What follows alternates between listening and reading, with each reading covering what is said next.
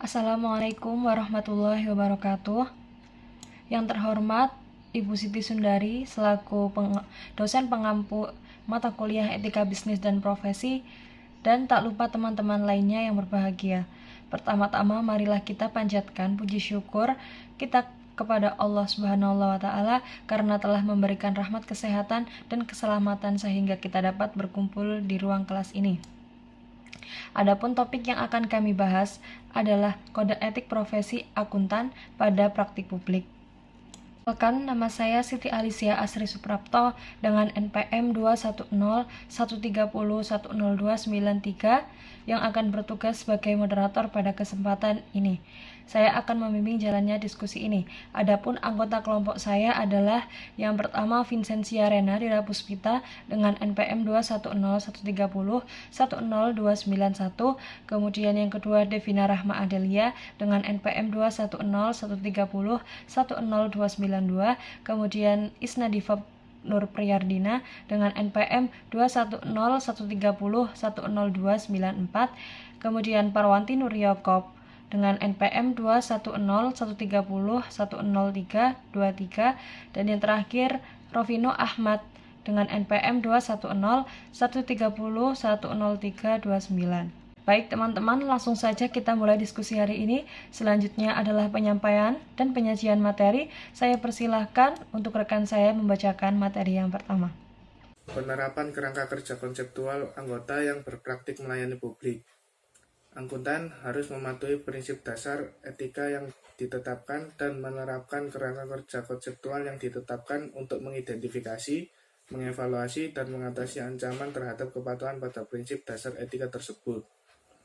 Contoh situasi ketika akuntan yang berpraktik melayani publik yaitu menghadapi benturan kepentingan ketika bertanggung jawab dalam memilih pemasok untuk kantor ketika anggota keluarga inti dari akuntan mungkin mendapatkan keuntungan keuangan atas kontrak tersebut, lalu menyusun atau menyajikan informasi keuangan untuk klien akuntan atau kantornya, dan sebagainya.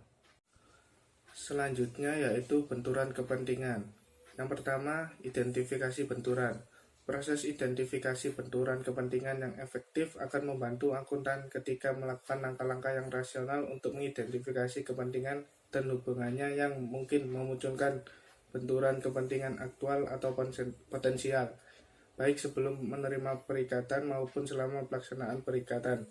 Proses tersebut termasuk mempertimbangkan permasalahan yang diidentifikasi oleh pihak eksternal, misalnya klien atau klien potensial. Semakin dini suatu benturan kepentingan aktual atau potensial teridentifikasi, maka semakin besar kemungkinan akuntan dapat mengatasi ancaman yang muncul dari benturan kepentingan tersebut. Suatu proses yang efektif untuk mengidentifikasi berbagai benturan kepentingan yang aktual atau potensial akan bergantung pada beberapa faktor berikut.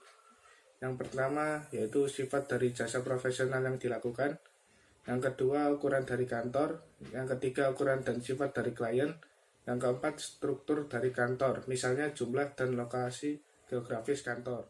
Yang kedua perubahan keadaan. Setiap akuntan harus tetap waspada terhadap perubahan dari waktu ke waktu atas sifat jasa, kepentingan, dan hubungan yang dapat memunculkan benturan kepentingan saat melakukan perikatan. Sifat dari jasa, kepentingan, dan hubungan yang relevan mungkin berubah selama pelaksanaan suatu perikatan. Hal ini mungkin benar terutama ketika akuntan diminta untuk melakukan suatu perikatan dalam situasi ketika pihak-pihak yang melibatkan akuntan mungkin dalam posisi yang berlawanan, meskipun pada awalnya pihak-pihak tersebut tidak terlibat dalam suatu sengketa. Yang ketiga, jaringan kantor. Jika suatu kantor merupakan anggota dari suatu jaringan kantor, maka akuntan harus mempertimbangkan benturan kepentingan ketika akuntan tersebut memiliki alasan untuk meyakini terjadi atau mungkin terjadi karena kepentingan dan hubungan dari jaringan kantor. Faktor-faktor yang dipertimbangkan ketika mengidentifikasi kepentingan dan hubungan yang melibatkan suatu jaringan kantor meliputi yang pertama, ada sifat dari jasa profesional yang diberikan. Yang kedua, klien yang dilayani oleh jaringan kantor tersebut. Yang ketiga, lokasi wilayah dari semua pihak yang terkait.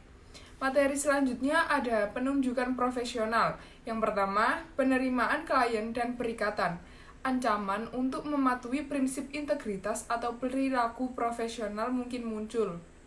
Misalnya, dari masalah yang ditanyakan terkait dengan klien ini mencakup pemilik, manajemen, atau aktivitas.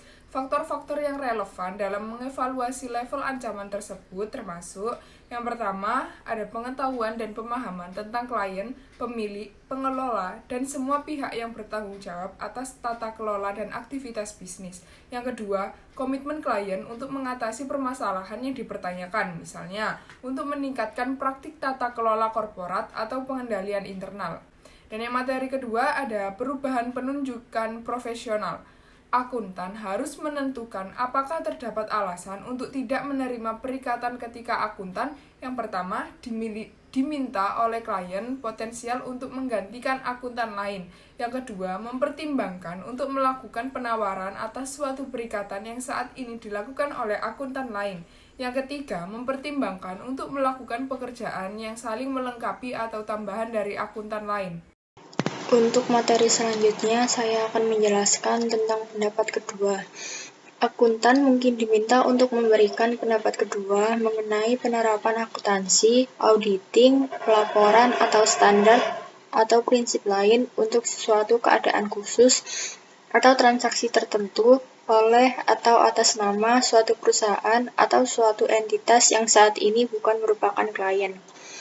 Faktor yang relevan dalam mengevaluasi level ancaman kepentingan pribadi adalah keadaan dari permintaan serta semua fakta dan asumsi lainnya yang tersedia yang relevan yang menyatakan suatu pertimbangan profesional.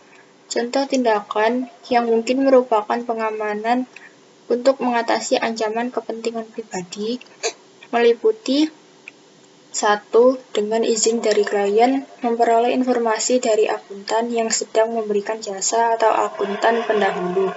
2. Menjelaskan keterbatasan yang melingkupi setiap pendapat yang diberikan ketika berkomunikasi dengan klien.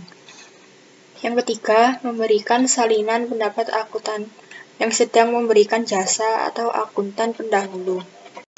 Untuk materi selanjutnya, saya akan menjelaskan tentang ketika izin komunikasi tidak diperbolehkan. Jika entitas yang meminta pendapat kedua dari akuntan tidak mengizinkan akuntan tersebut untuk melakukan komunikasi dengan akuntan yang memberikan pendapat pertama atau akuntan pendahulu, maka akuntan tersebut harus menentukan apakah boleh memberikan pendapat kedua dengan memperhatikan semua keadaan. Untuk materi selanjutnya, saya akan menjelaskan tentang imbalan dan jenis remunerasi lain, besaran dan sifat imbalan, serta pengaturan remunerasi lainnya mungkin memunculkan ancaman kepentingan pribadi terhadap kepatuhan pada satu atau lebih prinsip etika. Sesi ini menetapkan materi aplikasi spesifik yang relevan untuk menerapkan kerangka kerja konseptual dalam keadaan tersebut. Yang pertama, terdapat besaran imbalan. Akuntan dapat mengajukan penawaran imbalan yang dipandang tepat. Menawarkan imbalan yang lebih rendah dari akuntan lain bukan merupakan pelanggaran etika. Namun, besaran imbalan yang ditawarkan memunculkan ancaman kepentingan pribadi terhadap kepatuhan pada prinsip kompetensi dan kehati-hatian profesional. Jika imbalan yang ditawarkan sangat rendah, sehingga mungkin sulit untuk melakukan perikatan sesuai dengan standar profesional dan standar teknis yang berlaku. Yang kedua, imbalan kontijen. Imbalan kontijen kadang digunakan untuk perikatan non-ansuran tertentu. Namun demikian, imbalan kontijen dapat memunculkan ancaman terhadap kepatuhan pada prinsip dasar etika, terutama ancaman kepentingan pribadi terhadap kepatuhan pada prinsip objektivitas dalam keadaan tertentu.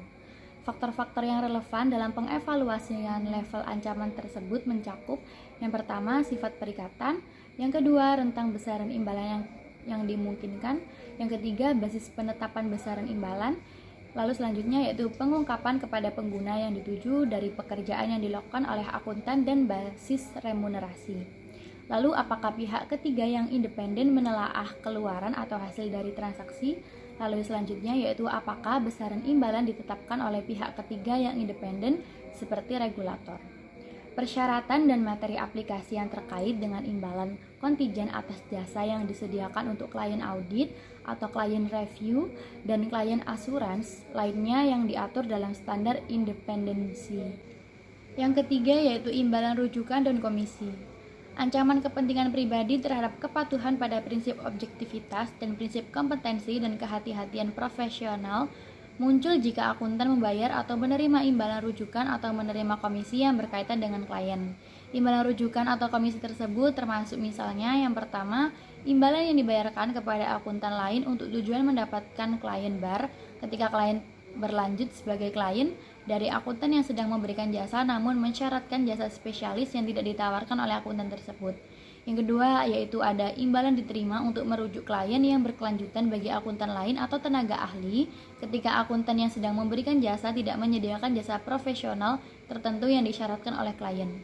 Yang ketiga yaitu komisi yang diterima pada pihak ketiga, misalnya vendor perangkat lunak sehubungan dengan penjualan barang atau jasa kepada klien. Contoh tindakan yang dapat menjadi pengamanan untuk mengatasi ancaman kepentingan pribadi tersebut yaitu mendapatkan persetujuan terlebih dahulu dari klien mengenai pengaturan komisi dalam hubungannya dengan penjualan barang dan jasa oleh pihak ketiga kepada klien tersebut mungkin dapat mengatasi ancaman kepentingan pribadi. Yang keempat yaitu pembelian atau penjualan kantor. Akuntan dapat membeli seluruh atau sebagian kepemilikan dari kantor berdasarkan pembayaran yang akan diberikan kepada pemilik kantor sebelumnya atau kepada ahli waris atau estate. Pembayaran tersebut bukan merupakan imbalan rujukan atau komisi seperti yang dimaksud dalam seksi ini. Materi yang selanjutnya adalah bujukan, termasuk hadiah dan keramah tamahan. Menawarkan atau menerima bujukan dapat memunculkan ancaman kepentingan pribadi, ancaman kedekatan, atau ancaman intimidasi terhadap kepatuhan pada prinsip dasar etika, terutama prinsip integritas, objektivitas, dan perilaku profesional. Dalam garis umum, bujukan adalah objek, situasi, atau tindakan yang digunakan untuk memengaruhi perilaku individu lain, namun tidak dimaksudkan untuk memengaruhi perilaku individu tersebut secara tidak patut. Bujukan dapat berkisar dari tindakan kecil berupa keramah tamahan antara akuntan dan klien atau calon klien hingga tindakan yang mengakibatkan ketidakpatuhan terhadap peraturan perundang-undangan. Bujukan dapat berupa hadiah, keramah tamahan, ataupun hiburan. Pembahasan mengenai bujukan dengan intensi untuk memengaruhi perilaku secara tidak patut. Akuntan tidak boleh menerima atau mendorong pihak lain untuk menerima bujukan apapun, atau penerimaan bujukan yang kemungkinan akan disimpulkan oleh pihak ketiga yang rasional dan memiliki informasi yang memadai dilakukan dengan intensi untuk memengaruhi perilaku dari penerima atau individu lain secara tidak patut. Bujukan dianggap memengaruhi perilaku individu secara tidak patut jika hal tersebut menyebabkan individu bertindak dengan cara yang tidak etis.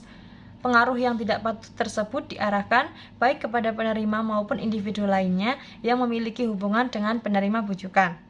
Prinsip dasar etika merupakan kerangka acuan yang tepat bagi akuntan dalam mempertimbangkan perilaku tidak etis akuntan dan individu lainnya. Untuk pembahasan yang selanjutnya adalah pertimbangan tindakan lanjutan. Jika akuntan menyadari adanya bujukan yang ditawarkan dengan intensi yang nyata atau dirasakan memengaruhi perilaku secara tidak patut, maka ancaman terhadap kepatuhan pada prinsip dasar etika mungkin masih muncul meskipun persyaratan terpenuhi. Contoh tindakan yang mungkin menjadi pengaman untuk mengatasi ancaman tersebut adalah yang pertama, menginformasikan mengenai penawaran kepada kantor atau pihak yang bertanggung jawab atas kelola klien. Kemudian yang kedua adalah mengubah atau menghentikan hubungan bisnis dengan klien. Pembahasan selanjutnya mengenai keluarga inti atau keluarga dekat. Akuntan harus mewaspadai potensi ancaman terhadap kepatuhan pada prinsip dasar etika yang muncul dari penawaran bujukan. Yang pertama, oleh anggota keluarga inti atau keluarga dekat dari akuntan kepada calon klien atau klien. Kemudian yang kedua, kepada anggota keluarga inti atau keluarga dekat akuntan oleh calon klien atau klien. Ketika akuntan menyadari adanya bujukan yang ditawarkan kepada atau diberikan oleh anggota keluarga inti ataupun keluarga dekat dan menyimpulkan terdapat intensi untuk memengaruhi perilaku akuntan atau calon klien atau klien secara tidak patut, atau menganggap pihak ketiga yang rasional dan memiliki informasi yang memadai kemungkinan menyimpulkan bahwa terdapat intensi tersebut, maka akuntan harus memberikan advis kepada anggota keluarga inti atau keluarga dekat untuk tidak menawarkan atau menerima bujukan tersebut. Baik, di sini saya menjelaskan tentang penerapan kerangka kerja konseptual. Ancaman terhadap kepatuhan pada prinsip dasar etika dapat muncul ketika yang pertama, anggota keluarga inti atau keluarga dekat menawarkan atau menerima bujukan yang bertentangan dengan advis akuntan, atau yang kedua, akuntan tidak memiliki alasan untuk meyakini adanya intensi yang nyata atau dirasakan untuk memengaruhi perilaku akuntan atau klien dan calon klien. Materi selanjutnya tentang kustodi aset klien. Mengelola aset klien dapat memunculkan ancaman kepentingan pribadi atau ancaman lain terhadap kepatuhan pada prinsip perilaku profesional dan objektivitas.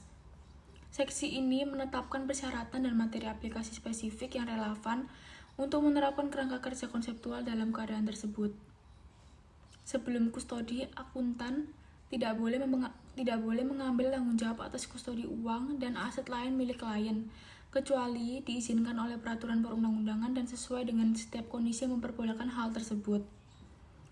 Sebagai bagian dari prosedur permintaan klien dan berikatan terkait tanggung jawab kustodi uang atau aset klien, maka akuntan harus 1. Melakukan penyelidikan mengenai sumber aset tersebut, dan yang kedua, mempertimbangkan kewajiban hukum dan peraturan yang berlaku. Tentang sumber aset klien mungkin memperlihatkan dan bersifat terbuka. Misalnya bahwa aset tersebut berasal dari aktivitas ilegal seperti pencucian uang dan lain sebagainya. Dalam keadaan demikian akan muncul ancaman. Baik, yang selanjutnya, setelah kustodi, akuntan yang dipercayai untuk menyimpan uang atau aset lain milik pihak lain harus mematuhi peraturan perundang-undangan yang berlaku untuk penyimpanan dan pembukuan aset tersebut. Yang kedua, penyimpanan aset tersebut secara terpisah dari aset pribadi atau aset kantor. Yang ketiga, menggunakan aset tersebut hanya untuk tujuan yang telah ditetapkan. Dan yang keempat, saat siap untuk mempertanggungjawabkan aset dan setiap penghasilan dividen atau keuntungan yang dihasilkan kepada siapapun yang berhak atas pembukuan tersebut. Demikian tadi presentasi dari kelompok kami. Saya sebagai moderator mohon maaf atas kekurangan ataupun kesalahan kata dan terima kasih untuk perhatiannya. Wassalamualaikum warahmatullahi wabarakatuh.